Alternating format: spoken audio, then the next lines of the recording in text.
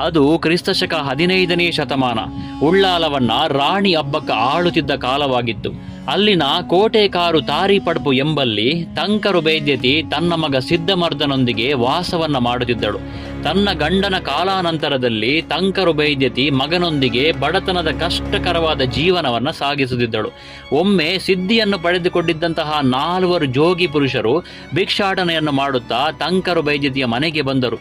ತನಗೆ ಕಡು ಬಡತನವಿದ್ದರೂ ಆ ಜೋಗಿ ಪುರುಷರಿಗೆ ಸ್ವಲ್ಪ ಅಕ್ಕಿ ಮತ್ತು ಒಂದೊಂದು ತೆಂಗಿನಕಾಯಿಯನ್ನು ನೀಡಿ ಕೈ ಮುಗಿದು ನಿಂತಳು ತಂಕರು ಬೈದ್ಯತಿ. ಸುತ್ತಮುತ್ತ ನೋಡುತ್ತಾ, ಯಾರೆಲ್ಲ ಇದ್ದೀರಿ ಮನೆಯಲ್ಲಿ ಎಂದು ಕೇಳಿದರು ಜೋಗಿ ಪುರುಷರು. ನನ್ನವರು ಗತಿಸಿ ವರ್ಷಗಳಾದವು. ಅವರಿಗೆ ಅಲ್ಪ ಸ್ವಲ್ಪ ತಂತ್ರವಿದ್ಯೆ ತಿಳಿದಿತ್ತು. ಅದರಿಂದಲೇ ಮನೆಯ ಖರ್ಚು ಹೋಗುತ್ತಿತ್ತು. ಈಗ ನಾನು ಮತ್ತು ನನ್ನ ಮಗ ಸಿದ್ಧಮರ್ದ ಇಬ್ಬರೇ ಈ ಮನೆಯಲ್ಲಿದ್ದೇವೆ. ಸಿದ್ಧಮರ್ದ ಅವನ ತಂದೆಯಿಂದ ಮಂತ್ರವಿದ್ಯೆಯನ್ನ ಕಲಿಯುತ್ತಿದ್ದನು. ಆವಾಗಲೇ ಅವರು ತೀರಿಕೊಂಡರು ಎಂದು ದುಃಖದಿಂದ ಹೇಳಿದಳು ತಂಕರು. ಚಿಂತಿಸಬೇಡ ತಾಯಿ, ನಾವು ಉತ್ತರದಿಂದ ಹೊರಟು ಈಗ ಕೇರಳಕ್ಕೆ ಹೋಗುತ್ತಿದ್ದೇವೆ. 1-2 ವರ್ಷಗಳಲ್ಲಿ ನಮ್ಮ ಕಾರ್ಯವನ್ನು ಮುಗಿಸಿ ತಿರುಗಿ ಇದೇ ದಾರಿಯಲ್ಲಿ ಬರುತ್ತೇವೆ. ನಿನ್ನ ಮಗನಿಗೆ ಇನ್ನಷ್ಟು ಮಂತ್ರವಿದ್ಯೆಗಳನ್ನು ನಾವು ಕಲಿಸುತ್ತೇವೆ. ಆದರೆ ಅಲ್ಲಿಯವರೆಗೆ ಅವನು ಅಖಂಡ ಬ್ರಹ್ಮಚಾರಿಯಾಗಿರಬೇಕು ಎಂದು ತಿಳಿಸಿ ತಮ್ಮ ಜೋಳಿಗೆಯಿಂದ ಪುಟ್ಟ ಡಬ್ಬಿಯನ್ನು ತೆಗೆದು ಭಸ್ಮವನ್ನ ತಂಕರುವಿಗೆ ನೀಡುತ್ತಾರೆ. ಇದನ್ನು ನೀವಿಬ್ಬರು ಹಚ್ಚುತ್ತಾ ಇರಿ, ನಿಮಗಿಬ್ಬರಿಗೂ ಅದೃಷ್ಟದ ಬಾಗಿಲು ತೆರೆಯುತ್ತದೆ ಎಂದು ತಿಳಿಸಿ 4 ಅಲ್ಲಿಂದ ಹೊರಡುತ್ತಾರೆ. ಹೀಗೆಯೇ ತಿಂಗಳುಗಳು ಉರುಳಿದವು. ತಂಕರು ಬೈದ್ಯತೆ ಮನೆಯಲ್ಲಿ ಈಗ ಸಿರಿತನವು ಹೆಚ್ಚಾಗುತ್ತಾ ಬರುತ್ತದೆ. ಇದಕ್ಕೆಲ್ಲ ಕಾರಣ ಆ ಜೋಗಿ ಪುರುಷರೇ ಎಂದು ಬಲವಾಗಿ ನಂಬುತ್ತಾಳೆ ತಂಕರು. ಸಿದ್ಧಮರ್ದನು ಈಗ ಯುವಕನಾಗುತ್ತಿದ್ದಂತೆಯೇ ತನ್ನ ತಂದೆಯ ವೃತ್ತಿಯನ್ನೇ ಮುಂದುವರಿಸಿಕೊಂಡು ಬಂದು ಜ್ಯೋತಿಷ್ಯ ಹೇಳುವುದು, ನೂಲನ್ನು ಮಂತ್ರಿಸಿಕೊಡುವುದು, ಬಾವಿ ತೋಡಲು ನೀರಿನ ಒರತೆಯನ್ನು ಹುಡುಕುವುದು, ಹೊಸ ಮನೆಗೆ ಗೂಟ ಹಾಕುವುದು ಮುಂತಾದ ಕೆಲಸಗಳನ್ನು ಮಾಡಿಕೊಂಡು ಬರುತ್ತಿದ್ದನು. ಹೀಗಿರಲು ಒಂದು ದಿನ ತಂಕರು ಬೈದ್ಯತಿಯ ಅಣ್ಣ ಉಳ್ಳಾಲಬೈಲಿನ ತೋಟದ ಮನೆಯ ಬಾಡು ಬೈದ್ಯರು ತಂಕರುವಿನ ಮನೆಗೆ ಬಂದು ಸಿದ್ಧಮರ್ದನೊಂದಿಗೆ ತನ್ನ ಮಗಳ ಮದುವೆ ಪ್ರಸ್ತಾಪವನ್ನು ತೆಗೆದುಕೊಂಡು ಬರುತ್ತಾರೆ. ಆದರೆ ತಂಕರು ಬೈದ್ಯತಿ ಜೋಗಿ ಪುರುಷರ ಆ ಮಾತುಗಳನ್ನು ಮರೆತಿರಲಿಲ್ಲ. ತನ್ನ ಅಣ್ಣನಲ್ಲಿ ಜೋಗಿ ಪುರುಷರು ಹೇಳಿದ್ದ ಷರತ್ತನ್ನು ತಿಳಿಸಿ ಅವರು ತಿರುಗಿ ಬರುವವರೆಗೆ ಸಿದ್ಧಮರ್ದನಿಗೆ ಮದುವೆ ಮಾಡುವುದಿಲ್ಲ ಎಂದು ಕಡ್ಡಿ ಮುರಿದಂತೆ ಹೇಳಿ ಅಣ್ಣನನ್ನು ತಿರುಗಿ ಕಳಿಸುತ್ತಾಳೆ. ತನ್ನ ಅಣ್ಣ ಮಾತ್ರವಲ್ಲದೆ ಊರಿನ ಪರವೂರಿನ ಅನೇಕ ಮದುವೆ ಪ್ರಸ್ತಾಪಗಳು ಸಿದ್ಧಮರ್ದನಿಗೆ ಬರುತ್ತಲೇ ಇತ್ತು. ತಂಕರು ಬೈದ್ಯತಿ ಅವೆಲ್ಲವನ್ನ ಸ್ಪಷ್ಟವಾಗಿ ನಿರಾಕರಿಸುತ್ತಲೇ ಇದ್ದಳು. ಆದರೆ ಕೆಲವು ದಿನಗಳ ನಂತರ ಬಾಡು ಬೈದ್ಯರು ತಂಗಿಯ ಮನೆಗೆ ಮತ್ತೆ ಬಂದು, ನಿನಗೆ ನಿನ್ನ ಸಂಬಂಧಿಕರು ಊರಿನವರಿಗಿಂತ ಅದ್ಯಾರೋ ಊರೂರು ತಿರುಗುವ ಭಿಕ್ಷುಕರ ಮಾತುಗಳೇ ಹೆಚ್ಚಾದವು. ನನ್ನ ಮಗಳಿಗೂ ವಯಸ್ಸು ಮೀರುತ್ತಿದೆ. ಪ್ರಾಯಕ್ಕೆ ಬಂದವಳನ್ನ ಮನೆಯಲ್ಲಿಟ್ಟುಕೊಳ್ಳುವುದು ಕೆಂಡವನ್ನು ಸೆರಗಿನಲ್ಲಿ ಕಟ್ಟಿಕೊಂಡಂತೆ ಎಂದು ಅಸಮಾಧಾನವನ್ನು ಹೊರಹಾಕುತ್ತಾರೆ. ತನ್ನ ಒಡ ಹುಟ್ಟಿದ ಅಣ್ಣನೇ ಈ ರೀತಿ ಹೇಳಿದಾಗ ತಂಕರು ಈಗ ಅಕ್ಷರಶಃ ಚಿಂತೆಗೆ ಒಳಗಾಗುತ್ತಾಳೆ. ಅತ್ತ ಜೋಗಿ ಪುರುಷರಿಗೆ ಹೇಳಿದ ಮಾತು ತಪ್ಪಿದರೆ ತನ್ನ ಮಗನ ಭವಿಷ್ಯ ಹಾಳಾಗುತ್ತದೆ. ಇಲ್ಲಿ ಮದುವೆಗೆ ಒಪ್ಪದಿದ್ದರೆ ತನ್ನ ಮತ್ತು ಅಣ್ಣನ ಬಾಂಧವ್ಯವೇ ಹಾಳಾಗುತ್ತದೆ.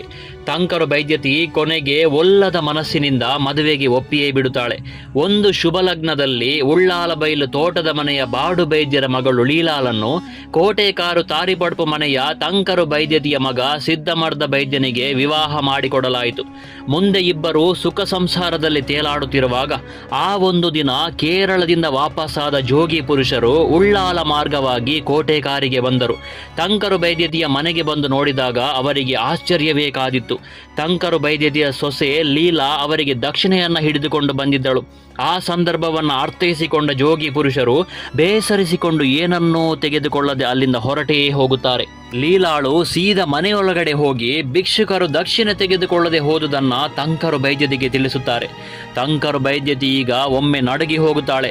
ತಾನು ನಿರೀಕ್ಷಿಸಿದ ದಿನ ಬಂದೇ ಬಿಟ್ಟಿದೆ. ಅವರುಗಳು ಜೋಗಿ ಪುರುಷರೇ ಆಗಿರಬಹುದು ಎಂದು ಅವರಿವರಲ್ಲಿ ಕೇಳುತ್ತಾ ದಾರಿಯುದ್ದಕ್ಕೂ ಓಡುತ್ತಾಳೆ. ಕೊನೆಗೆ ನೇತ್ರಾವತಿಯ ಹೊಳೆ ಬದಿಯಲ್ಲಿ ವಿಶ್ರಾಂತಿಯನ್ನು ಪಡೆಯುತ್ತಿದ್ದ ಅವರ ಕಾಲಿಗೆ ಹೋಗಿ ಬಿದ್ದು, ನಿಮ್ಮ ಮಾತುಗಳನ್ನು ಕಡೆಗಣಿಸಿದ ನನ್ನನ್ನು ಕ್ಷಮಿಸಿಬಿಡಿ. ಭ್ರಾತೃ ಬಾಂಧವ್ಯದ ಮುಂದೆ ನಿಮ್ಮ ಮಾತುಗಳನ್ನು ನಾನು ಕಡೆಗಣಿಸಿಬಿಟ್ಟೆ. ಈಗ ನೀವು ಯಾವ ಶಿಕ್ಷೆ ನೀಡಿದರೂ ಪಡೆದುಕೊಳ್ಳಲು ಸಿದ್ಧನಿದ್ದೇನೆ ಎಂದು ಗೋಗರೆಯುತ್ತಾಳೆ. ಸರ್ವ ಪರಿತ್ಯಾಗಿಯಾಗಿದ್ದಂತಹ ಜೋಗಿ ಪುರುಷರಿಗೆ ಕೋಪ ಬೇಸರ ಎಲ್ಲಿಂದ ಬರಬೇಕು? ಅವರು ತಂಕರು ಬೈದ್ಯತಿಯ ಮಾನವ ಸಹಜ ಗುಣವನ್ನ ಕ್ಷಮಿಸಿಬಿಡುತ್ತಾರೆ. ನಮ್ಮ ಮಾತನ್ನು ಕಡೆಗಣಿಸಿದ ಕಾರಣದಿಂದಾಗಿ ಸಿದ್ಧಮರ್ದನಿಗೆ ನಾವು ಮಂತ್ರತಂತ್ರ ಕಲಿಸಲಾಗುವುದಿಲ್ಲ. ಆದರೆ ತೆಗೆದುಕೋ ಈ ವಿಘ್ನೇಶ್ವರ ಮಾಲೆಯನ್ನ, ಇದನ್ನು ನಿನ್ನ ಮಗ ಕೊರಳಲ್ಲಿ ಧರಿಸಿ ಸೂಕ್ತ ಗುರುವನ್ನು ಹುಡುಕಿ ಅವರಿಂದ ತಂತ್ರವಿದ್ಯೆ ಕಲಿಯಲಿ ಎಂದು ಹರಸಿ ಹೊರಟೇ ಹೋಗುತ್ತಾರೆ. ತಂಕರು ಈಗ ಸಂತೋಷಗೊಂಡು ಮನೆಗೆ ಓಡೋಡಿ ಬಂದು ಸಿದ್ಧಮರ್ದನಲ್ಲಿ ವಿಷಯವನ್ನು ಅರುಹಿ ವಿಘ್ನೇಶ್ವರ ಜಪಮಾಲೆಯನ್ನ ಮಗನ ಕೊರಳಿಗೆ ಹಾಕುತ್ತಾಳೆ.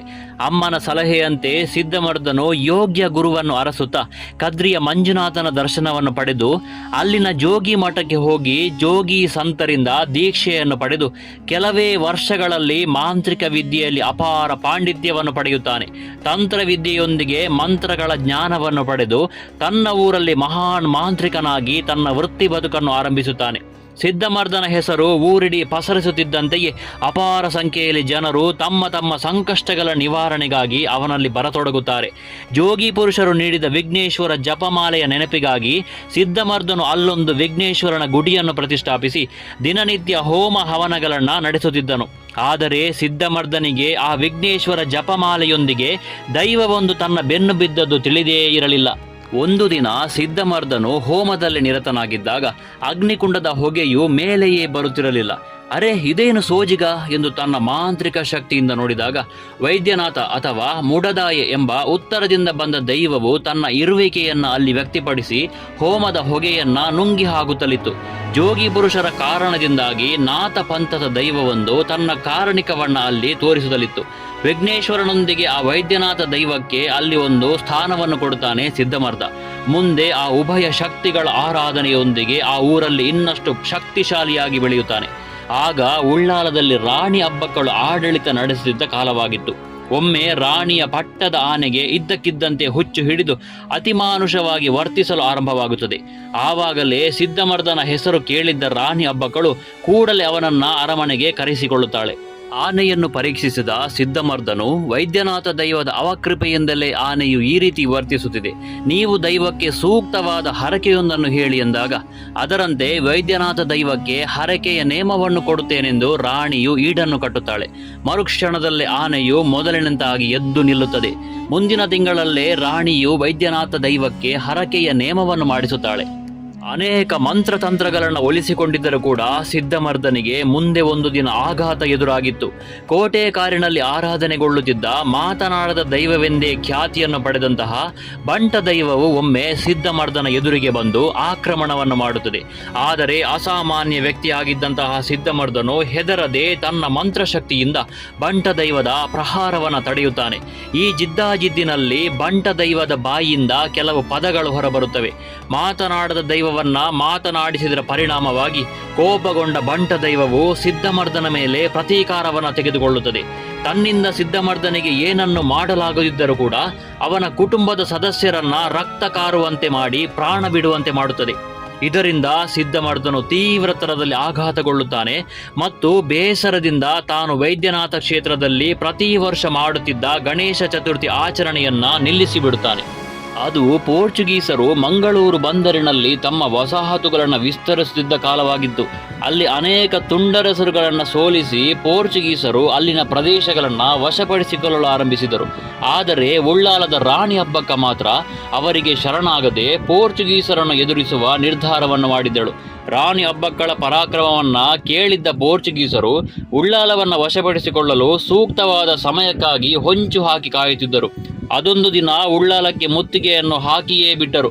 ಅವರನ್ನು ಎದುರಿಸುವ ತಾಕತ್ತು ಅಬ್ಬಕ್ಕಳಿಗೆ ಇದ್ದಿತಾದರೂ ಯುದ್ಧ ನಡೆದರೆ ತಮ್ಮ ಸೈನಿಕರನ್ನ ಬಲಿ ಕೊಡಬೇಕಾಗುತ್ತದೆ ಎಂದು ಮನಗಂಡು ಬೇರೆಯದೇ ಉಪಾಯದಿಂದ ಪೋರ್ಚುಗೀಸರನ್ನು ಎದುರಿಸುವ ಯೋಜನೆಯೊಂದನ್ನು ಹೆಣೆಯುತ್ತಿದ್ದಾಗ ರಾಣಿಗೆ ಥಟ್ಟನೆ ಸಿದ್ಧಮರ್ದನ ನೆನಪಾಯಿತು. ಕೂಡಲೇ ಅಬ್ಬಕ್ಕಳು ಸಿದ್ಧಮರ್ದನನ್ನು ಕರೆಯಿಸಿಕೊಂಡು ಯುದ್ಧವಿಲ್ಲದಂತೆ ಶತ್ರುಗಳನ್ನು ಸೋಲಿಸಲು ಅವನ ಮಾಂತ್ರಿಕ ವಿದ್ಯೆಯನ್ನು ಪ್ರಯೋಗಿಸುವಂತೆ ಕೇಳಿಕೊಳ್ಳುತ್ತಾಳೆ.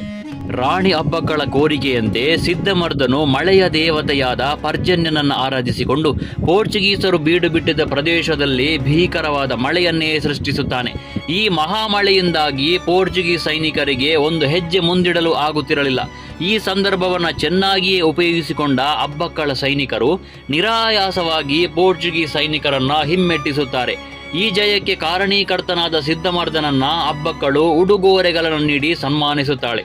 ಇದರ ನಂತರದಲ್ಲಿ ಸಿದ್ಧಮರ್ದನ ಹೆಸರು ಇನ್ನಷ್ಟು ಜನಜನಿತವಾಗುತ್ತದೆ. ಬರೀ ಉಳ್ಳಾಲ ಮಾತ್ರವಲ್ಲದೆ ತುಳುನಾಡಿನ ಉದ್ದಗಲದಿಂದಲೂ ಜನರು ತಮ್ಮ ತಮ್ಮ ಸಂಕಷ್ಟಗಳ ಪರಿಹಾರಕ್ಕಾಗಿ ಸಿದ್ಧಮರ್ದನಲ್ಲಿಗೆ ಬರತೊಡಗುತ್ತಾರೆ. ಬೇರೆ ಊರಿಗೂ ಸಿದ್ಧಮರ್ದನನ್ನು ಕರೆಯಿಸಿಕೊಂಡು ತಮ್ಮ ಜಾಗಕ್ಕೆ ಯಾವುದಾದರೂ ಅತೀಂದ್ರಿಯ ಶಕ್ತಿಗಳ ಕಾಟವಿದ್ದರೆ ಅದನ್ನು ಪರಿಹರಿಸಿಕೊಳ್ಳುವುದನ್ನು ಮಾಡುತ್ತಿದ್ದರು. ಇದೇ ಸಮಯದಲ್ಲಿ ಬಂಟ್ವಾಳ ತಾಲೂಕಿನ ಬರಿಮಾರ್ ಎಂಬಲ್ಲಿ ಮುಳ್ಳಿಬೈಲಿನ ಮನೆಯ ಮುಂದಿನ ಮಜಲುಗದ್ದೆಯ ಕುರ ಎಂಬ ಮರದಿಂದ ವಿಶಿಷ್ಟವಾದ ಧ್ವನಿಯೊಂದು ಹೊರಬರುತ್ತಿತ್ತು. ಊರವರು ಆ ಹೊಸ ಧ್ವನಿಗೆ ಆಶ್ಚರ್ಯಗೊಂಡಿದ್ದರು.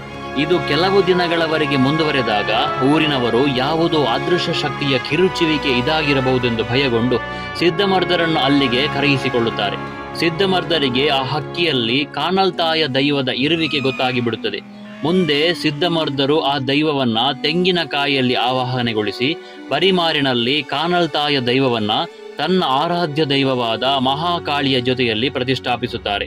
ಕುರ ಎಂಬ ಮರದಲ್ಲಿ ಮಜಲುಗದ್ದೆಯ ಬದಿಯಲ್ಲಿ ಪಕ್ಷಿಯ ರೂಪದಲ್ಲಿ ದೈವವು ಗೋಚರವಾಗಿದ್ದರಿಂದ ಮುಂದೆ ಆ ಮನೆಗೆ ಕುರಮಜಲು ಎಂಬ ಹೆಸರು ಬರುತ್ತದೆ.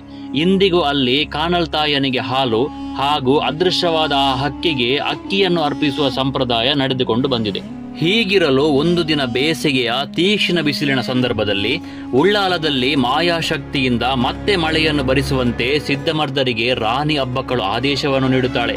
ಆದರೆ ಅಕಾಲದಲ್ಲಿ ಮಳೆ ಬರಿಸುವುದು ಪ್ರಕೃತಿಗೆ ವಿರುದ್ಧವಾದದ್ದು. ಹಿಂದೆ ನಾನು ಒಮ್ಮೆ ರಾಜ್ಯದ ರಕ್ಷಣೆಗೋಸ್ಕರವಾಗಿ ಅಕಾಲಿಕ ಮಳೆಯನ್ನು ಬರಿಸಿದ್ದೇನೆ. ಆದರೆ ಬೇಕೆಂದ ಹಾಗೆ ಮಳೆಯನ್ನು ಬರಿಸುವುದು ಸಮಂಜಸವಲ್ಲ ಎಂದು ಸಿದ್ದಮರ್ದರು ಹೇಳಿದಾಗ ರಾಣಿ ಅಬ್ಬಕ್ಕಳು ಸಿಟ್ಟಾಗುತ್ತಾಳೆ. ಏನೇ ಆದರೂ ತನ್ನ ಆಜ್ಞೆಯನ್ನು ಪಾಲಿಸಲೇಬೇಕೆಂದು ಅಬ್ಬಕ್ಕೆ ಹೇಳಿದಾಗ ದೈವಾಜ್ಞೆ ಬೇರೆಯಲ್ಲ, ರಾಜಾಜ್ಞೆ ಬೇರೆಯಲ್ಲ ಎಂದುಕೊಂಡು ಸಿದ್ದಮರ್ದರು ಉಳ್ಳಾಲದಲ್ಲಿ ಮತ್ತೆ ಮಳೆಯನ್ನು ಬರಿಸುವ ಸಿದ್ಧತೆಯನ್ನು ನಡೆಸುತ್ತಾರೆ. ನೀರಲ್ಲಿ ಕುಳಿತು ನೀರಿನ ಜಪ, ಹಾಲನ್ನು ಕೈಯಲ್ಲಿ ಹಿಡಿದು ಹಾಲಿನ ಜಪ ನಡೆಸಿ ಬೇಸಿಗೆಯ ಆ ಕಡು ಬಿಸಿಲಿನಲ್ಲೂ ಮಾಯಕದ ಮಳೆಯನ್ನು ಸೃಷ್ಟಿಸುತ್ತಾರೆ. ಉಳ್ಳಾಲದಲ್ಲಿ ಮಳೆಗಾಲವನ್ನು ಮೀರಿಸಿ ಬಂದ ಮಳೆಯಿಂದಾಗಿ ಬತ್ತಿ ಹೋಗಿದ್ದ ಕೆರೆ ತೋಡುಗಳು ತುಂಬಿ ಹರಿಯುತ್ತವೆ. ಕ್ಷಣ ಕ್ಷಣಕ್ಕೂ ಆ ಮಳೆಯು ಬಿರುಸನ್ನು ಪಡೆಯುತ್ತಾ ನೀರಿನ ಪ್ರವಾಹವೇ ಸೃಷ್ಟಿಯಾಗುತ್ತದೆ. ಸಿದ್ದಮರ್ದರು ಕುಳಿತಿದ್ದ ಪ್ರದೇಶವು ಸಂಪೂರ್ಣವಾಗಿ ಜಲಮಯವಾಗುತ್ತದೆ. ಇನ್ನು ಮಳೆ ಸಾಕು, ಇಲ್ಲವಾದಲ್ಲಿ ಸಾವಿರಾರು ಜನರು ತಮ್ಮ ಪ್ರಾಣವನ್ನು ಕಳೆದುಕೊಳ್ಳಬೇಕಾದೀತೆಂದು ಯೋಚಿಸಿದ ಸಿದ್ದಮರ್ದರು ಇನ್ನೇನು ಕುಳಿತಲ್ಲಿಂದ ಏಳಬೇಕು ಎನ್ನುವಷ್ಟರಲ್ಲಿ ಒಮ್ಮೆಲೆ ನುಗ್ಗಿ ಬಂದ ನೀರು ಅವರನ್ನು ಆಳದ ಪ್ರದೇಶಕ್ಕೆ ದೂಡುತ್ತದೆ. ಪ್ರಕೃತಿಗೆ ವಿರುದ್ಧವಾಗಿ ನಿಂತ ಕಾರಣದಿಂದಲೋ ಏನೋ ಸಿದ್ದಮರ್ದರನ್ನ ಪ್ರಕೃತಿಯು ಕೈಬಿಡುತ್ತದೆ. ಎಷ್ಟೇ ಪ್ರಯತ್ನ ಪಟ್ಟರೂ ಸಿದ್ದಮರ್ದರಿಗೆ ನೀರಿನ ಆಳದಿಂದ ಮೇಲೆ ಬರಲು ಆಗುವುದೇ ಇಲ್ಲ. ಇಡೀ ತುಳುನಾಡಿಗೆ ಹೆಸರಾಗಿದ್ದ ಮಹಾ ಮಾಂತ್ರಿಕರನ್ನು ಅವರೇ ಸೃಷ್ಟಿಸಿದ ಮಾಂತ್ರಿಕ ಮಳೆಯು ಬಲಿ ತೆಗೆದುಕೊಂಡು ಬಿಡುತ್ತದೆ. ತನ್ನ ಅಲೌಕಿಕ ಸಾಧನೆಯಿಂದ ಉಳ್ಳಾಲ ಮಾತ್ರವಲ್ಲದೆ ಇಡೀ ತುಳುನಾಡಿನಲ್ಲಿ ಸಿದ್ದಮರ್ದರು ಹೆಸರುವಾಸಿಯಾಗಿದ್ದರು ಎಂಬುದಕ್ಕೆ ಉಳ್ಳಾಲ ಬೈಲಿನಲ್ಲಿ ಅವರು ಸ್ಥಾಪಿಸಿದ ಗಣಪತಿ ವೈದ್ಯನಾಥ ಕ್ಷೇತ್ರ ಮತ್ತು ಬಂಟ್ವಾಳ ಬರಿಮಾರಿನ ಕುರಮಜಲು ಮನೆ ಇಂದಿಗೂ ಅವರ ಬದುಕಿಗೆ ಸಾಕ್ಷಿಯಾಗಿ ಉಳಿದುಕೊಂಡಿದೆ.